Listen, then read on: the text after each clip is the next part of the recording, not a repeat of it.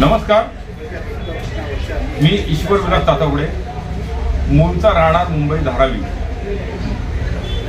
मुळात माझा जन्म धारावी झालेला आहे, पण ह्या धारावीची दैना अशी झालेली आहे की राजकारण्यांनी पूर्ण धारावीकरांना असं वेढून घेतलेलं आहे की विचारता सोय नाही.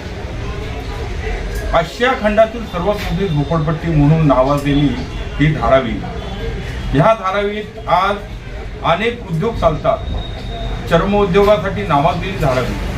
तिथे चर्मकार समाज मोठ्या प्रमाणात, पण आज तो अल्पसंख्याक झालेला दिसत आहे. कारण याला सर्वस्वी कारणीभूत हे धारावीकर नव्हे तर धारावीचे राजकारणी आहे. कारण धारावीकरांना फक्त दिशाभूल करून ते धारावीच्या विकासाच्या नावाखाली विकास करतो आणि मत मागायचे आणि निवडून यायचे. हे कुठपर्यंत?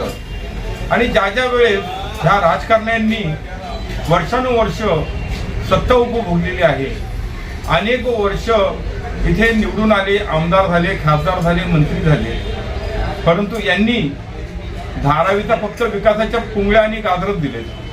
पण वास्तवात आज जे लिहून मागतायत माननीय खासदार, जे स्थानिक खासदार नाही आहेत, दुसरीकडचे खासदार आहेत,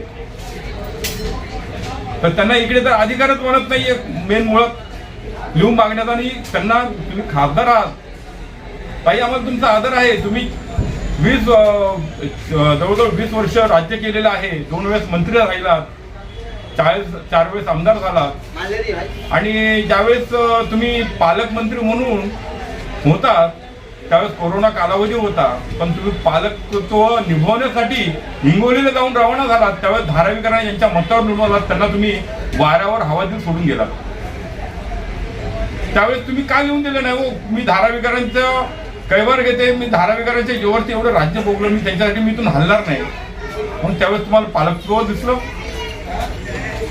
हे कुठपर्यंत चालणार आहे? आज तुम्ही खासदार झालेला आहात, तुम्ही मंत्री होतात, हे आम्ही तुम्हाला सांगायला नकोय, परंतु आज तुम्ही लिहून कोणाला मागतायत? कर्मचाऱ्यांना. अहो, तुम्हाला लिहून मागायचा प्रोजेक्ट कोणाचा आहे? सरकारचा आहे का कर्मचाऱ्यांचा आहे? मग तुम्ही कर्मचाऱ्यांना का लिहून मागताय? हे कुठेतरी धारावीकरांच्या डोळ्यात धूळ फेकून तुम्ही धारावीकरांना दिशाभूल करत आहात आणि लिहून मागण्याचा कांगावा करत पूर्णपणे धारावीकर कुठेतरी दिशाभूल व्हावा आणि धारावीच्या विकासाला खोब असावा, हेच तुमचं मत आहे का हो? जर तुम्ही इतके वर्ष तुमच्या पप्पांनी, आदरणीय गायकवाड साहेब होते, त्यांनी देवाघरी गेले, त्यांनी सुद्धा आमदार खासदार झालेले आहे, तिथे तुम्ही सगळ्यांनी राज्य घराणीशाही निभवली, खूप चांगल्या पद्धतीने निभवली. आम्हाला मान्य आहे तुम्ही घराणीशाही निभवताय, पण तुम्ही धारावीशाही कधी निभवणार? हा सर्वात मोठा प्रश्न माझा आहे एक धारावीकर म्हणून. आज धारावीचा जर पुनर्विकास जर होत नसेल तर याला कोण कारणीभूत आहे?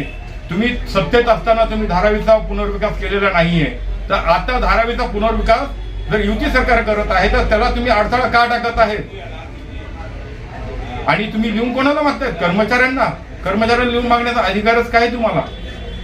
धारावी, जर धारावीचा विकास होतोय तर धारावीच्या विकासाला खो घालू नका, धारावीच्या कार्याला बाधा आणू नका. जर तुम्हाला जे काही प्रश्न विचारायचे असतील, जे काही लिहून मागायचं असेल, तर तुम्ही एक खासदार आहात, आम्ही सांगणे इतके मोठे नाहीये, पण तुम्ही शासनाला लिहून मागा, मुख्यमंत्र्यांना लिहून मागा, पंतप्रधानांना लिहून मागा. सर्वसामान्य जे कर्मचारी आहेत त्यांना वेठीत धरू नका, ते त्यांचं काम करत आहेत. जर तुम्ही त्यांना लिहून मागतायत तर मग तुम्ही, हाही आणखी एक प्रश्न माझा, जर तुम्ही त्यांना लिहून मागतायत कर्मचाऱ्यांना, तर ज्यावेळेस तुम्ही आमदार आणि खासदार होताना लोकांना फक्त आश्वासनं दिले तुम्ही तोंडी, त्यावेळेस तुम्ही त्याची का दिलं नाही की मी धारावीचा विकास करणार आहे इतक्या वर्षात? का केलं नाहीये? या प्रश्नाचं उत्तर द्यावं ताई तुम्ही. आम्हाला तुमचा आदर आहे, बहुमान आहे. तुम्ही नेहमी आम्हाला चांगलं सांगितलं की आम्ही धारावीचा विकास करू, आम्ही धारावीचा विकास करणार. मग कुठे गेला तुमचा धारावीचा विकास? तुम्ही सत्तेत असताना का धारावीचा विकास झाला नाहीये आणि का केला नाहीये तुम्ही? का त्यावेळेस तुम्ही लिहून दिलं नाहीये? का फक्त तुम्हाला निवडून येण्यापुरतं तुम्ही फक्त आश्वासनं दिले आणि आजही ते दिशाभूल करत आहात का?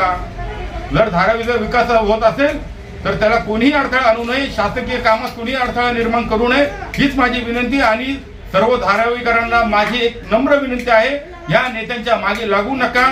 जो धारावीचा विकास होत आहे तो होणारच आणि तो झाल्याशिवाय राहणार नाही आणि कोणी अडथळा आणला तर त्यांच्यावरती कारवाई सुद्धा झाल्याशिवाय राहणार नाही.